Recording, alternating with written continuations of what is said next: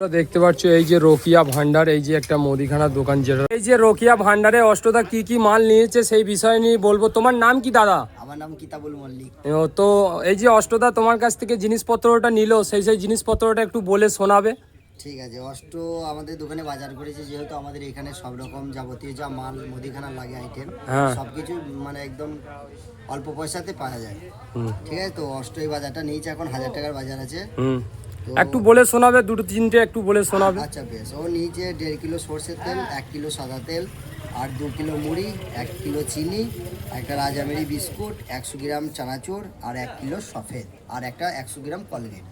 তো দেখলে বন্ধুরা, এই যে দাদা বলে দিল সব রকম মাল যে অষ্টদা নিয়েছে সেই বিষয়টা নিয়ে তোমাদের সাথে দেখতে পাচ্ছ।